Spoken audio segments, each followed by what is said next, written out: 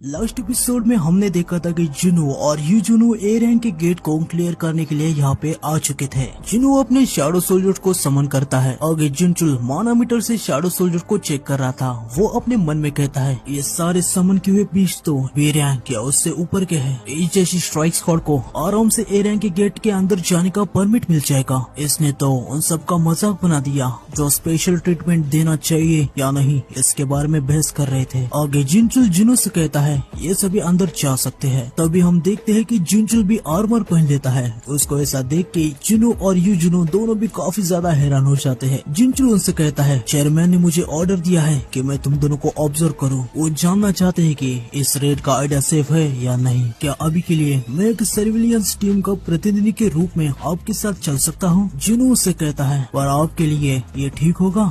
जुनचुल उससे कहता है माफ करना, शायद आप भूल गए कि मैं एक टॉप क्लास का ए रैंक हंटर हूँ। फिर आगे हमें कुछ मिनट बाद का सीन दिखाते हैं जहाँ जुनचुल काफी ज्यादा डरा हुआ था। वो देखता है कि डंजन के अंदर मैजिक बीस्ट नागा है पर जुनू के शैडोज उसे काफी आसानी से स्टैप कर रहे होते हैं। जुनू के शैडोज और नागास की फाइट देख के जुनचुल मन में कहता है एक अनुभवी हंटर जिसके पास काफी अच्छी कॉम्बैट स्किल और मैजिक स्किल हो उसको भी इनके खिलाफ लड़ाई में काफी ज्यादा दिक्कत होगी। लेकिन ये बीस्ट संग जुनू की और उनके सामने कुछ भी नहीं है क्योंकि शैडो सोल्जर्स बार बार रीजनरेट हो रहे हैं। आगे हम इग्रिस को देखते हैं। उसे देख के जुनचुल कहता है वो शैडो सोल्जर काफी ज्यादा पावरफुल लग रहा है। इग्रिस डीमन किंग बारन के स्वॉर्ड को स्विंग करके उधर के बीच पे वो काफी बड़ा थंडर का स्लैश मारता है। ये देख के जुनचुल काफी ज्यादा हैरान हो जाता है। वो मन में कहता है सिर्फ हाई लेवल के मेज के पास ही लाइटनिंग का मैजिक होता है लेकिन जब भी वो स्वॉर्ड को स्विंग कर रहा है स्पार्क निकल रहे हैं। आगे हम देखते हैं कि इग्रिस थंडर के अटैक से अपने आसपास के सारे बीस्ट को काट डालता है और बाद में वहाँ पे काफी ज्यादा बड़ा एक्सप्लोजन भी हो जाता है। ये देख के जुनचुल मन में कहता है क्या वो ए रैंक का है? नहीं, वो उससे भी हाई रैंक का है। अगर मैं उसके साथ आमने सामने की लड़ाई करूं तो क्या मैं जीत सकता हूं? फिर आगे हम एक एंड शैडो को देखते हैं। वो बीस्ट के कॉर्प्स को खा रही थी। जुनू उसे किक करके दूर उड़ा देता है और उससे कहता है मैंने तुम्हें कहा था ना इसे मत खाओ। तुम्हें कोई आइडिया भी है कि ये कॉर्प्स कितने ज्यादा कीमती है? फिर जुनू अपने दूसरी शैडो से कहता है तुम लोग माना क्रिस्टल को माइन करना चालू रखो। ये सब नजारा देख के जुनचुल अपने मन में कहता है वो अकेला ही एक ए रैंक के डंजन को क्लियर कर सकता है। साथ ही कॉर्प्स को लेना और माना क्रिस्टल को माइन करना ये सब वो खुद से ही कर रहा है। ये सिर्फ वन मैन स्ट्राइक स्क्वाड नहीं है। अभी मैं समझा कि चेयरमैन गो ने क्यों मुझे आज इसे ऑब्जर्व करने के लिए कहा। आगे हम देखते कि वहाँ पे डंजन का बॉस आ जाता है। जुनू अपनी शैडो से कहता है जो भी काम कर रहा है वो रोक सकते हैं, बाकी सब वापस आ जाओ। जुनू की शैडोज वापस चली जाती है। जुनचुल को कुछ भी समझ नहीं आ रहा था कि जुनू ने आखिर ये क्यों किया। वो जुनू से पूछता है तुमने बाकी सोल्जर्स को क्यों भगा दिया? तुम्हारे समन किए हुए बीस्ट इतने स्ट्रॉन्ग है कि वो खुद से ही बॉस को हरा सकते हैं। जुनू अपने ड्रैगर्स को निकालता है और वो जुनचुल से कहता है अगर मैं अपने शॉर्ट्स पे ज्यादा निर्भर रहूंगा तो इससे मेरे अपने खुद पर का ध्यान थोड़ा कम हो सकता है। आगे हम देखते हैं कि जुनू काफी तेजी से जंप लगा के बॉस पे हमला कर देता है और एक ही वॉर में बॉस के ऊपर ड्रैगर्स से स्टैप करके वो उसे हरा देता है। ये देख के जुनचुल काफी ज्यादा ही शॉक हो जाता है। बॉस को हराने के बाद जुनू का लेवल 1 से बढ़ जाता है। साथ ही उसका जॉब स्पेसिफिक स्किल भी लेवल अप हो जाता है। इससे उसकी shadow extraction, shadow preservation, monarch domain और शैडो एक्सचेंज ये सभी स्किल्स लेवल अप हो जाते हैं। ये सब देख के जुनू भी काफी ज्यादा खुश हो जाता है। वो मन में कहता है मुझे तो यकीन ही नहीं हो रहा, मेरी सारी जॉब स्पेसिफिक स्किल का लेवल अप हो गया है। शैडो एक्सचेंज का कूल डाउन भी अब 1 घंटे से कम हो गया। हर लेवल अप के साथ शैडो एक्सचेंज का कूल डाउन 1 घंटे से कम हो रहा है। अगर मैं ऐसे ही लेवल अप होता रहूंगा तो मैं अपने मॉम और सिस्टर की सेफ्टी की चिंता किए बिना कहीं पे भी जा सकता हूँ। आगे जुनचुल नागा मॉन्स्टर को देखते हुए अपने मन में कहता है इस नागा की चमड़ी इतनी टफ है कि इससे शील्ड या आर्मर बनाए जा सकते हैं, लेकिन उसने सिर्फ अपने ड्रैगन से ही इस नागा के आर पार स्लैश कर दिया। तभी जुनचुल अचानक से काफी ज्यादा शॉक हो जाता है। आगे हम देखते हैं कि जुनू और आइस के नागा की शैडो को एक्सट्रैक्ट करने लगता है। नागा की शैडो एक्सट्रैक्ट हो जाती है और वो सीधा 13 लेवल से स्टार्ट हो जाती है। ये देख के जुनू मन में कहता है इसका रैंक टस्क जितना ही है और ये लेवल 13 पे है। मुझे लगता है कि जब ये जिंदा था अभी उतना ही स्ट्रॉन्ग है, लेकिन अभी ये साइज से काफी ज्यादा छोटा है। आमतौर पर मैं जब भी शैडो को एक्सट्रैक्ट करता हूँ तो वो सेम साइज के होते हैं या फिर बड़े होते हैं, लेकिन फिर भी इससे काफी ज्यादा माना इमिट हो रहा है। मुझे लगता है ये टस्क जितना ही स्ट्रॉन्ग है। अगर ये मैजिक का यूज करके साइज में बड़ा हो सकता है जैसे टस्क, तो शायद ये इसका ओरिजिनल साइज है। किसी भी तरीके से ये मेरे आर्मी में काफी बड़ा एडिशन है। आगे सिस्टम जिनो को इसका नाम रखने को कहता है। जिनो थोड़ा सा सोचता है और वो उसका नाम जिमा रख देता है। ये सब देख के यूजुनो भी काफी ज्यादा खुश हो रहा था।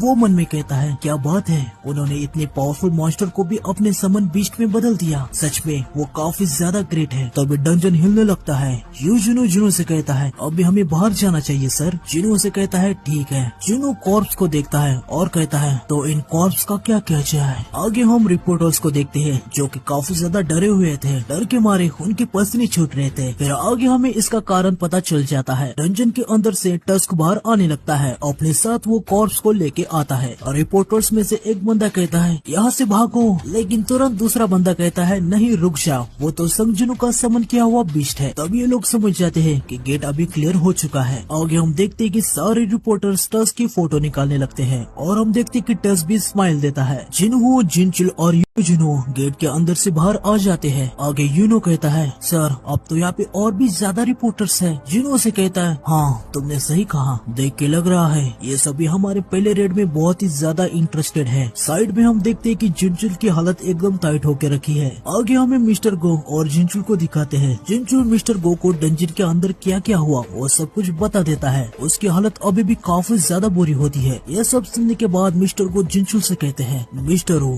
काफी सालों से तुमने काफी सारी रेड देखी है, हालांकि तुम्हारी रिपोर्ट सुन के मैं ये समझ चुका हूँ कि तुम्हारे जैसे अनुभवी हंटर को भी ये काफी ज्यादा भारी लगा। जिनचुल मिस्टर गो से कहता है जो मैंने देखा वो कोई रेड नहीं थी सर, वो एक हत्याकांड था। ये सुन के मिस्टर गो भी थोड़े से हैरान हो जाते हैं। आगे मिस्टर गो जिनचुल से कहते हैं ठीक है अभी तुम जाके थोड़ा सा आराम कर लो। जिनचुल उन्हें कहता है हाँ सर। आगे मिस्टर गो मन में कहते हैं संगजिनो ने ए रैंक के गेट को क्लियर किया, साथ ही उसने मैजिक बीस्ट के कॉर्प्स और माना क्रिस्टल को भी लिया। उसे वन मैन स्ट्राइक स्क्वाड कहना कम होगा, वो एक वन मैन गिल्ड है, वो अपने आप में ही एक गिल्ड है। फिर मिस्टर गो हल्की सी स्माइल देके कहते हैं आखिरकार मैं गलत नहीं था, कोरिया के हंटर्स नहीं सारी दुनिया के हंटर्स अब इस बदलाव को देखने वाले हैं। आगे हमें जापान में शिंजुकू टोक्यो में दिखाते हैं जहाँ आसमान में काफी बड़ा गेट अपेयर हो जाता है। सारे लोग उसे देख रहे थे। आगे नरेटर कहता है कार, साइकिल और लोगों से भरा हुआ शहर थम सा गया है और हर कोई ऊपर देखने लगा है। आसमान में एक विशालकाय प्रेजेंस का खतरा मंडरा रहा है। फिर आगे हमें जापान के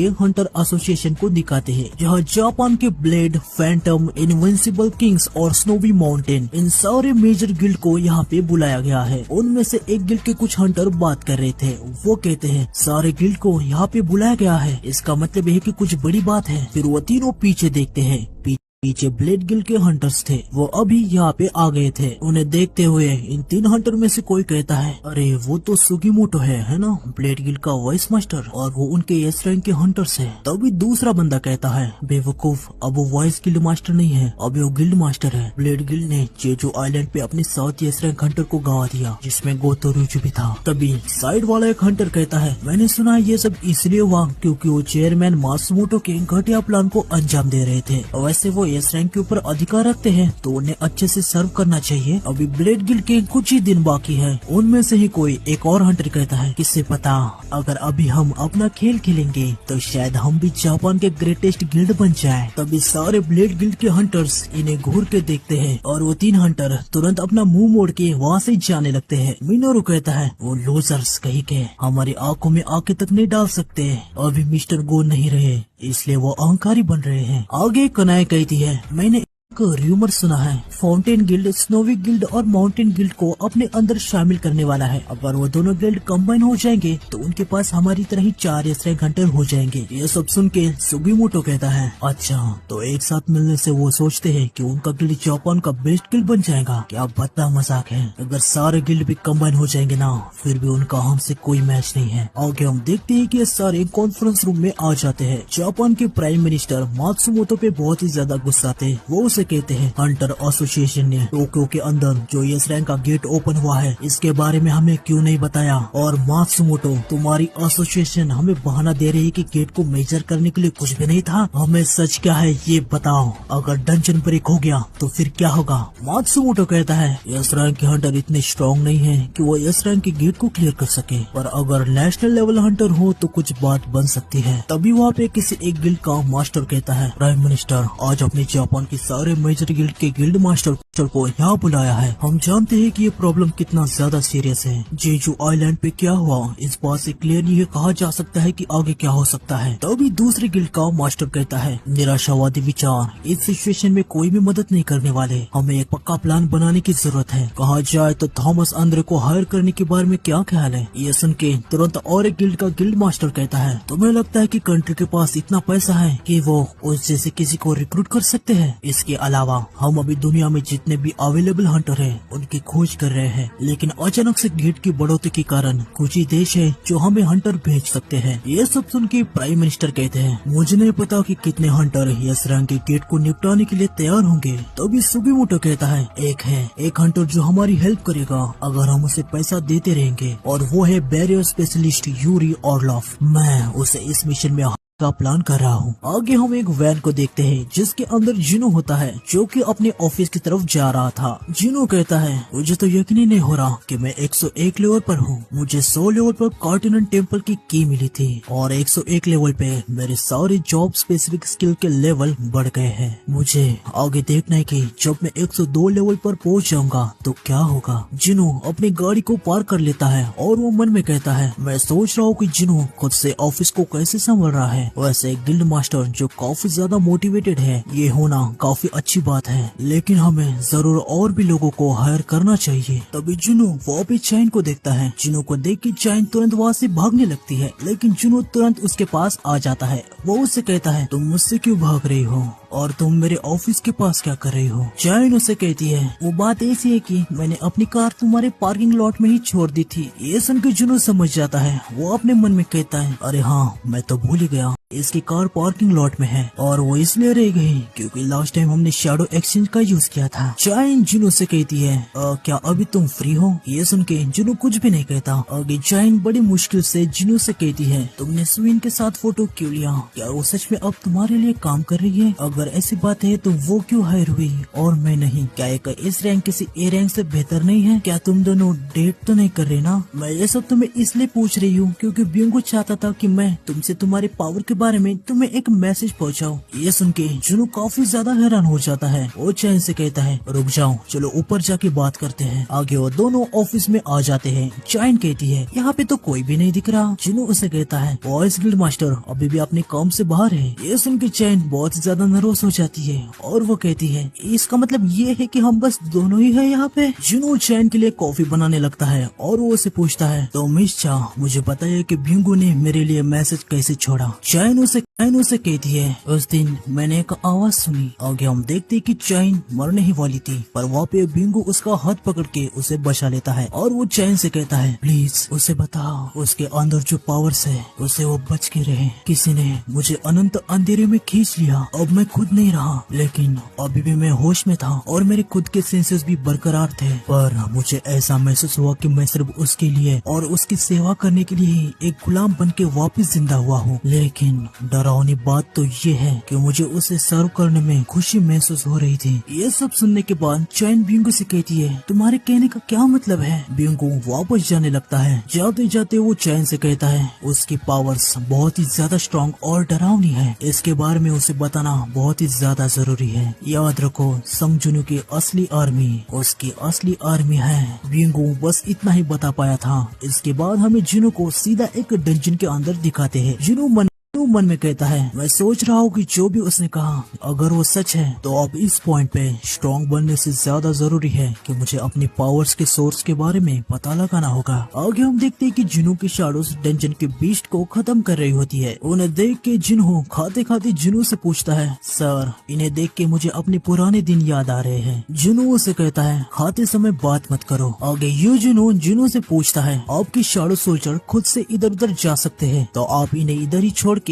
अपने किसी और काम पे क्यों नहीं जाते। जुनू उससे कहता है, मैं ये नहीं कर सकता। पहले जुनू अपने मन में कहता है, जितना मैं दूर रहता हूँ मुझे उतने ही कम एक्सपीरियंस पॉइंट मिलते हैं। तभी पीछे एक एंट बीस्ट को खा रही थी। जुनू को वो दिखाता है और उसे कहता है, मुझे नहीं पता कि अगर मैं इन पे नजर नहीं रखूंगा तो ये लोग क्या करेंगे। जुनू कहता है, अच्छा तो ऐसी बात है सर। आगे जुनू से पूछता है, वैसे आपकी सिस्टर अब कैसी है। वो काफी कठिन समय से गई है। जुनू उसे बताते हैं, डॉक्टर ने कहा है कि उसे अभी आराम की अभी आराम की जरूरत है, मेरा सबसे भरोसे वाला शैडो उसकी देखरेख कर रहा है, तो अभी वो सेफ होगी। ये कहते समय जुनू को कुछ याद आ जाता है। वो अपने मन में कहता है, मुझे अभी याद आया, मुझे उसे चेक करना चाहिए। आगे हम देखते कि जुनू अपनी आंखें बंद कर लेता है और अपनी शैडो प्रिजर्वेशन स्किल को यूज करता है। इस स्किल से वो अपनी शैडो को तो प्रिजर्व कर ही सकता है और उन्हें अब देख भी सकता है। आंखें बंद करने के बाद जुनू अपने मन में कहता है, शेयर सेंसेस, इस इफेक्ट से मैं वो देख सकता हूँ जो मेरे शैडो सोल्जर देख रहे हैं। चलो देखते हैं जिना अभी कैसी है। आगे हम देखते हैं कि जिना सोफे पे आराम कर रही थी पर बेरू टीवी में ड्रामा देख रहा था। ये सब देख के जुनू का मूड थोड़ा सा खराब हो जाता है। वो अपने मन में कहता है, जिना तो आराम कर रही है। फिर वो बेरू के बारे में मन में कहता है, तो इसलिए बेरू ऐसे फनी तरीके से बात करने लगा है। क्या उसे ऐतिहासिक ड्रामा देखना पसंद है? आगे जुनू अपनी माँ को देखता है, वो भी सेफ होती है। फिर वो बेक और चोई को देखता है जो कि हर बार की तरह अपनी मस्ती में रहते हैं। और फाइनली वो चैहन को देखता है जो कि नहा रही थी। ये देख के जुनू तुरंत अपने शेयर सेंसेस इफेक्ट को बंद कर देता है और जोर से चिल्लाने लगता है। यू जुनू से कहता है, सर क्या आप 1 सेकंड के लिए झपके ले रहे थे क्या? जुनू से कहता है, नहीं। फिर वो मन में कहता है, मुझे इसके लिए उससे माफी मांगनी चाहिए, शायद मैं उसके लिए रात का खाना या कुछ और खरीद लूं। आगे यू जुनू से कहता है, वैसे सर आपने न्यूज देखी, जापान में शिंजुकू में एक काफी बड़ा एस रैंक का गेट अपीयर हुआ है। अगर उसे 3 दिन में क्लियर नहीं किया गया तो डंजन ब्रेक हो जाएगा। मैंने सुना है कि जापान पूरी दुनिया से हंटर को रिक्रूट कर रहे हैं, क्या उन्होंने आपसे कांटेक्ट किया? जुनू मन में कहता है, गेट को अपीयर हुए इतना टाइम भी हो गया। फिर जुनू से कहता है, हाँ मुझे कॉल तो आया था, मैं अभी इस पर सोच रहा हूँ क्योंकि मेरे पास दूसरे भी मामले हैं जिस पे मुझे ध्यान देना है। आगे जुनू कार्डिनेंट टेम्पल की निकालता है। टेम्पल को ओपन होने में अभी बस 26 आवर और 51 मिनट ही रह गए हैं। जुनू मन में कहता है, सिस्टम की तरफ से मुझे खुद बुलावा आया है, मैं ये जानना चाहता हूँ कि मुझे वहाँ पे किस प्रकार के जवाब मिलेंगे। आगे जुनू अपने मन में सिस्टम के ओनर से कह रहा होता है, आखिर तुम हो कौन? तो मैंने लगता कि तुम्हें इसके बारे में मुझे अब बता देना चाहिए। ये डंजन अब क्लियर हो चुका था। जुनू और जुनू बाहर जाने लगते हैं। जुनू मन में कहता है, अब बस एक ही दिन बाकी है, जल्दी मुझे सच्चाई का पता लग जाएगा। जुनू से कहता है, अगर तुम्हारा खाना खाना हो गया हो तो क्या हम हमारे काम पे चले?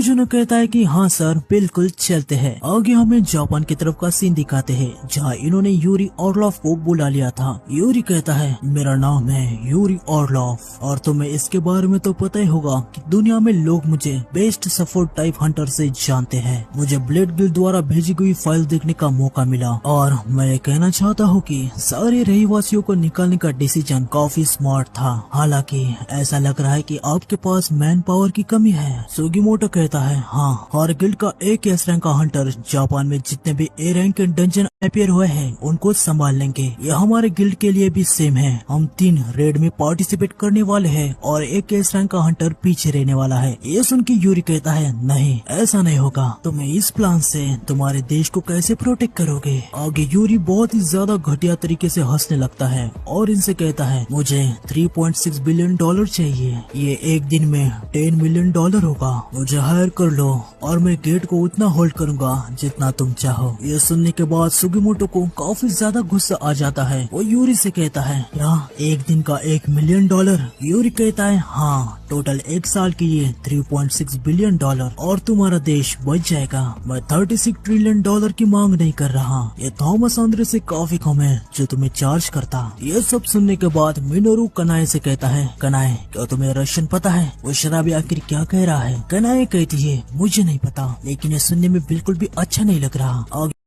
आगे यूरी सुगुमोटो से कहता है, तो तुमने क्या सोचा, एक दिन में 10 मिलियन डॉलर दे के नेशनल हीरोज बनोगे या कुछ पैसों के लिए अपने देश को ऐसे ही मुसीबत में छोड़ दोगे? क्या तुम्हें सच में लगता है कि अब तुम कुछ चूज करने की हालत में हो? तुम्हें तो अपने हाथ नीचे करके मेरे सामने झुकना चाहिए और मेरे बूट्स को चाटना चाहिए। ये सब सुन के सुगुमोटो उससे कहता है, मुझे लगता है आप अपने स्किल पे कुछ ज्यादा ही कॉन्फिडेंट हो। यूरी कहता है, हाँ बिल्कुल, मैं हूँ 100 से भी ज्यादा लूजर्स जो आपके पीछे है, मैं उन सभी से ज्यादा फायदेमंद हूँ। तो आप सोचने वाली क्या बात है। ये सब सुन के कनाए और मिनोरू समझ जाते हैं कि यूरी उनकी इंसल्ट कर रहा है। उन दोनों को काफी ज्यादा गुस्सा तो आ रहा था, लेकिन वो कुछ भी नहीं कर सकते। मिनोरू कहता है वो हमारी बेइज्जती कर रहा है ना। कनाए कहती है हाँ, पर मैं उसे कम नहीं आंक सकती, पर मैं जरूर इतना कह सकती हूँ कि वो कोई अच्छी बात नहीं कर रहा। तब यूरी इनके ऊपर अपने पावर की एक झलक दिखाता है। वो इनसे कहता है मेरी इजाजत के बिना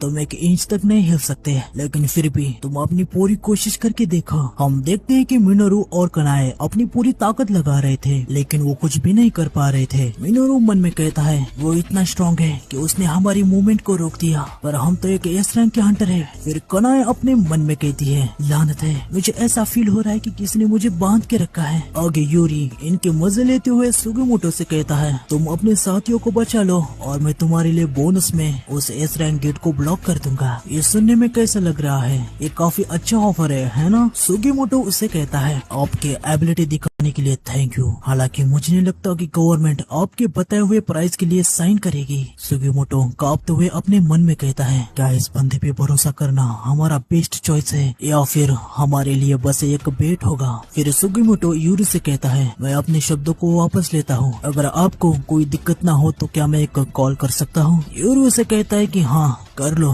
आगे हम जिनू को देखते हैं जो कि कहीं पे जा रहा था। वो अपनी माँ से कहता है मैं जा रहा हूँ।